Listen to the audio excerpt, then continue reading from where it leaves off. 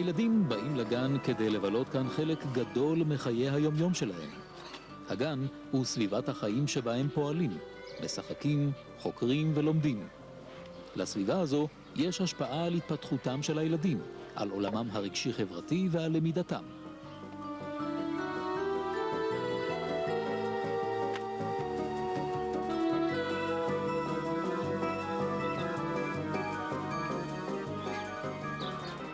סביבת החיים בגן מתחילה כבר בשער החצר.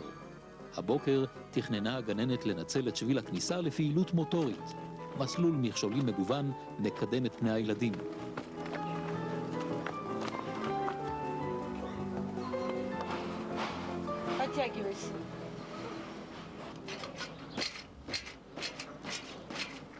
הם יכולים לבחור מה בדיוק הם רוצים לעשות, וההורים, עם קצת סבלנות, נותנים יד לכניסה קצת אחרת.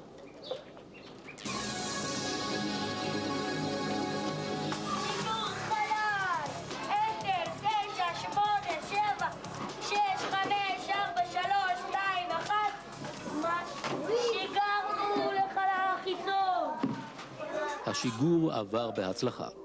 ברוכים הבאים לשדה התעופה לחלליות.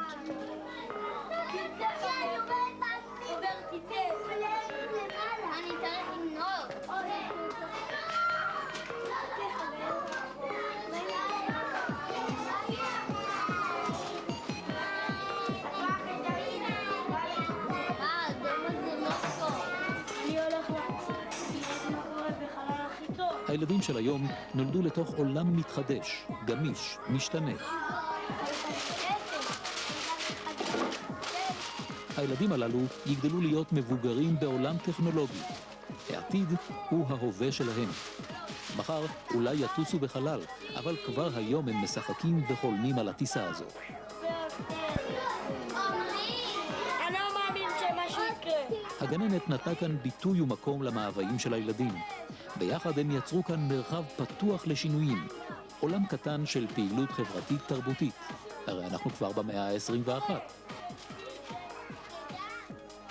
סביבה כזו מחברת את הילד להתרחשות העכשווית, ומכינה אותו להתמודד עם אתגרים חדשים.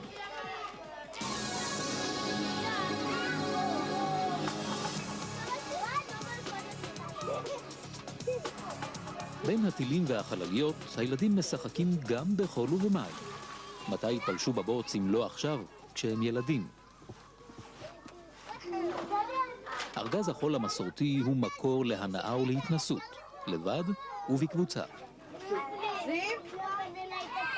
המחנכת מזמנת מגוון של חומרים טבעיים ומלאכותיים שביחד עם החול והמים מאפשרים צירופים חדשים, ובמקרים רבים גם בלתי צפויים.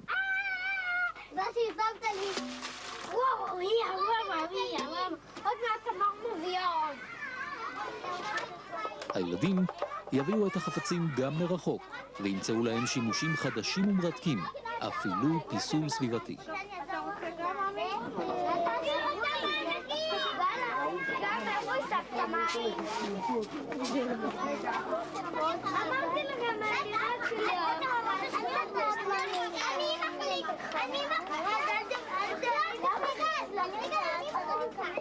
הבחירה של הגירויים בידי הגננת נעשית בהתאם לצורכי ההתפתחות של הילד. על הגירויים לתת תשובה לצרכים מוטוריים, תחושתיים, רגשיים ואינטלקטואליים. איך דודי?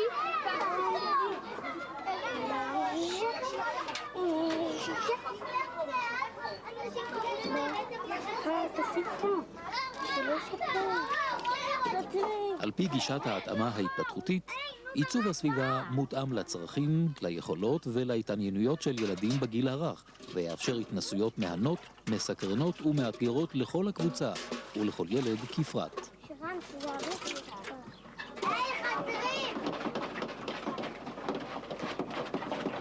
החוויה הסובלימטיבית של המשחק במים ובחול חשובה מאוד להתפתחותם של הילדים. לכן, ראוי שבחצר יהיה מקום מתאים למשחק במים. חשוב שהילד יוכל להשתמש במים בחופשיות, שלמרכז הרטוב הזה תהיה גישה נוחה ושהוא יהיה מזמין ונעים. גיגיות המים יכולות להיות במקומות שונים. בביתה מיוחד או בחצר הפתוחה.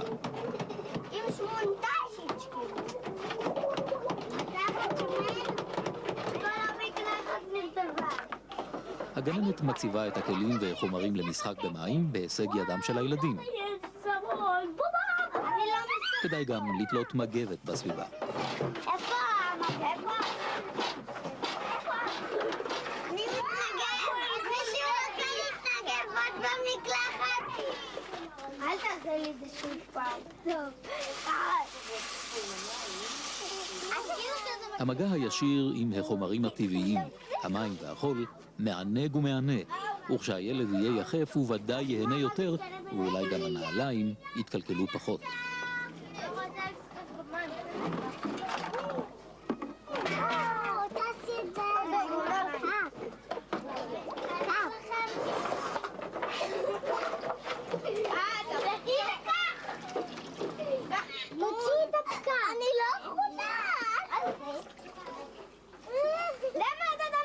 כאן אפשר לראות איך פעילות של הנאה ומשחק במים הופכת למחקר פיזיקלי של ממש. מתברר שאם שופכים את המים בקצה העליון של הצינור, הם מופיעים בגיגית שלמטה.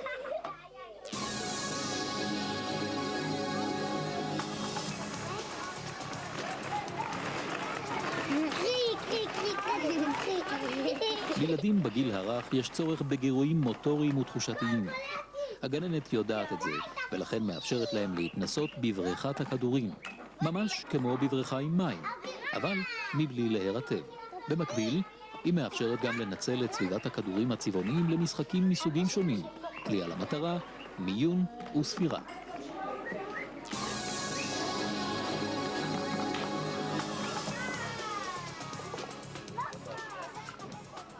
גם בגן של שנות ה-2000, הילדים נהנים לבנות בקוביות, ואפשר גם בחצר. חשוב רק לזכור להתאים את המרחב לאופי הפעילות.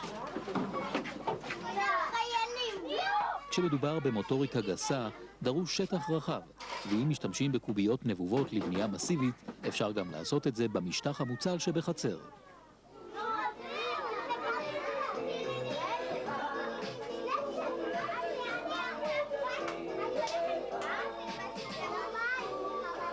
הקוביות הנבובות והמוצקות מאפשרות פעילות יצירתית רחבה.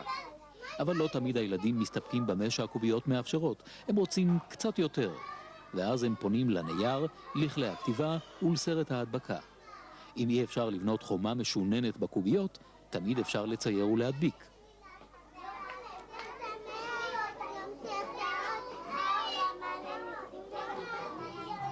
הגננת מאפשרת הזדמנות לשלב חומרים שונים בהתאם לצורך ולדמיון.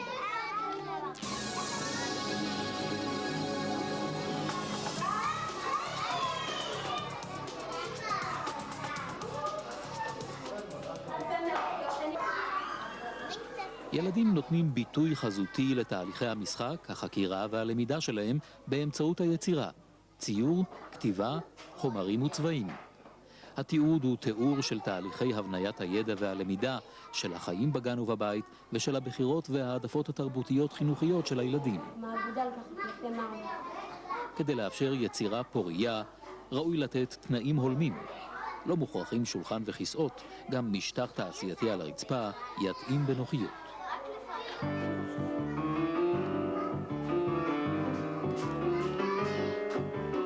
היצירה יכולה להיות חופשית, כראות עיניו של הילד, או מודרכת ומכוונת. בכל המקרים, המחנכת מזמנת ליוצרים הצעירים את הכלים והחומרים בהישג יד. הדמיון של הילדים יעשה את היתר.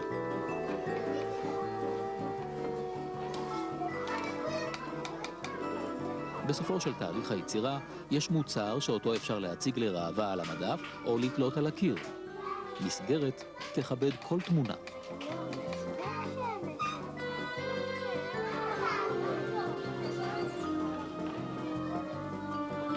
גם בחוץ אפשר לצייר. אין שום סיבה להיות כבולים לכיסא ולשולחן. על הקיר שבחצר תלוי נייר גדול יחסית, הצבעים בהישג יד ותענוג לצייר בצוותא.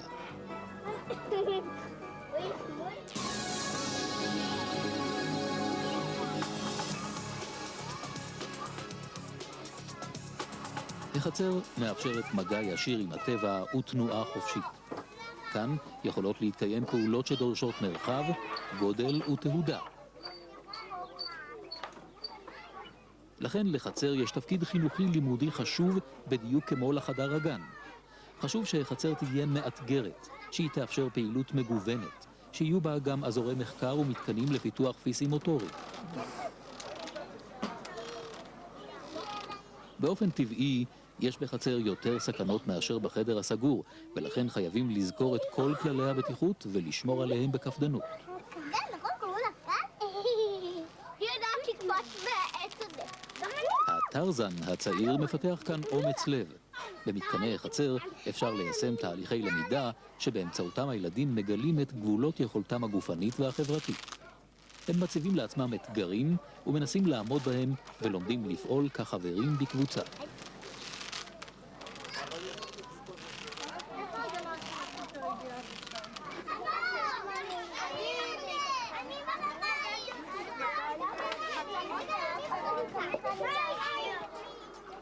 המברג אמיתי, בדיוק כמו של אבא. לילדים ניתנת כאן הזדמנות לפרק, לבדוק ולנסות את כוחם גם בתיקון. אולי הכושר הטכני שלהם עוד לא לגמרי מפותח, אבל הם כבר למדו להתרכז ולנסות.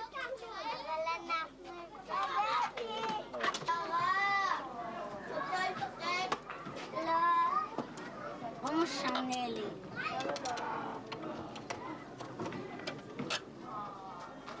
החצר היא בעצם מעבדה שבה הילדים יכולים לפעול, לחקור ולעקוב גם אחרי החי והצומח. חצר הגן מזמנת לילדים גם מרכזים דינמיים מגוונים, כמו הצריף הקטן הזה. הפעם זו פינת מסתור. כאן הם יכולים לשחק עם חבריהם ולאבד חוויות מחייהם.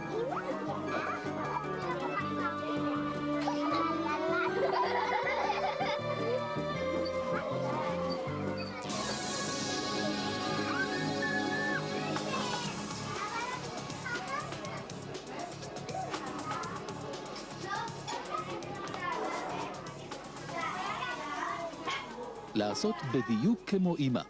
הילדים מתבוננים במבוגרים ומחקים את פעולותיהם. זהו המשחק הסוציו-דרמטי. כך לומדים.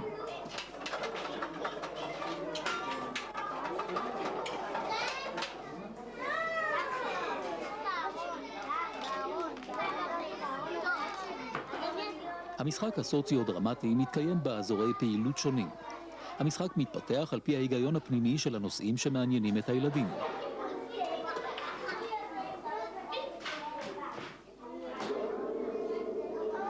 הילד צריך להיות חופשי לפרש בעזרת דמיונו את המרכיבים השונים בסביבה על פי צרכיו. הגננת תבחר את הגירויים שייתנו את המענה להעדפות הילדים ויאפשרו התנסות בעולם האמיתי תוך משחק דמיוני.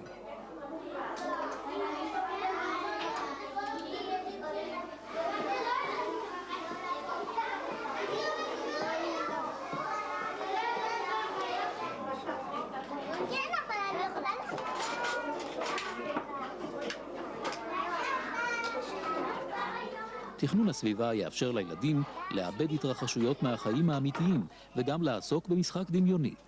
על הגננת לתכנן סביבה חינוכית משתנה ועשירה שתאפשר אימפרוביזציה. כשמתכננים את המרחב שמיועד למשחק הסוציו-דרמטי, חשוב לדאוג שלילד יישמרו יכולת הבחירה והנגישות. חשוב שיעמדו לרשותו כלים מגוונים ושהם יהיו בגובה המתאים ובהישג יד.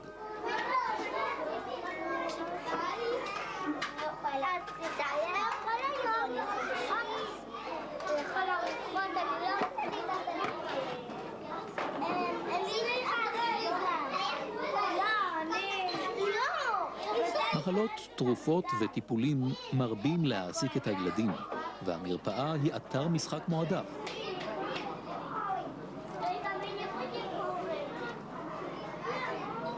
הרופאים והרופאות במרפאה בגן המודרני הם כבר מומחים מתחומים שונים, לא רק רופאי משפחה, אלא גם למשל רופאי שיניים. כך הופכת המרפאה למרחב דינמי שמשתנה על פי הצרכים.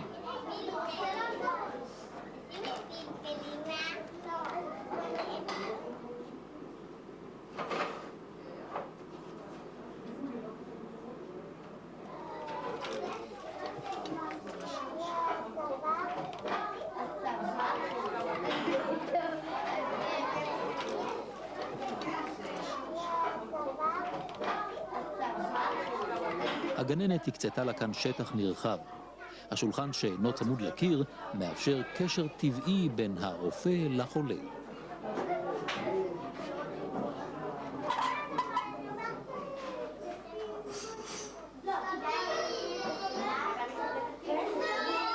הגירוי למשחק הסוציו-דרמטי מגיע ממקורות שונים. החיים בבית והדמיון הם רק מקורות אחדים לרעיונות יצירתיים. המחנכת יכולה לכוון את המשחק ולבחור את הגירויים ששייכים לתוכנית הלימודים. כשהתקרב יום ירושלים, בנו כאן בגן את הכותל המערבי, תפאורה לימודית, והילדים מטמינים כאן פתק ומתפללים בכוונה רבה.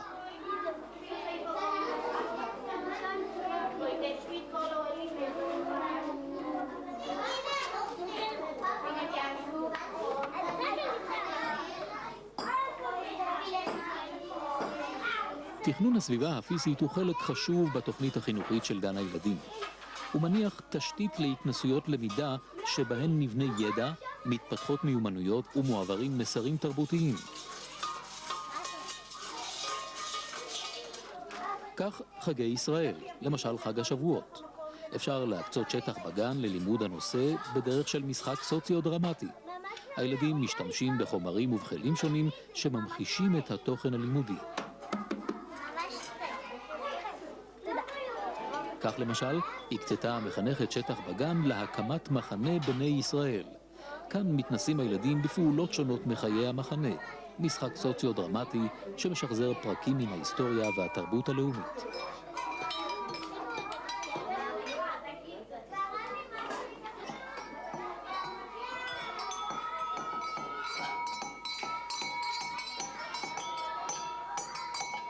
לקראת חג השבועות הגדירה הגננת שטח שבו מתנסים ילדי הגן בכתישת גרעיני החיטה לקמח.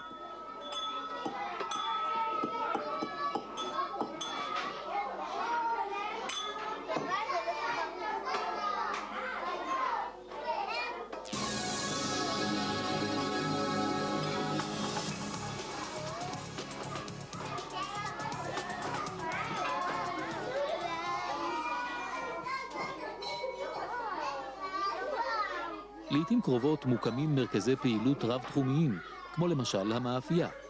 כאן חוקרים הילדים את הלחם ומתנסים בכל השלבים של הטיפול בו, מלישת הבצק ועד מחירת המוצר המוגמר וטעימתו. במרכז יש מקום לכל פעולה, והילדים לובשים בשעת הביצוע את הבגדים המתאימים. האתגרים בהתנסויות הילדים יותאמו לגילם, כדי להקנות להם הרגשה שמעריכים אותם מצד אחד, וכדי שלא ליצור בהם תסכולים מיותרים מהצד האחר. ארגון המרחב יעשה תוך התחשבות בנטיותיהם הטבעיות של הילדים, ויביא בחשבון את הדרכים המקובלות על ילדים להשתמש בסביבה.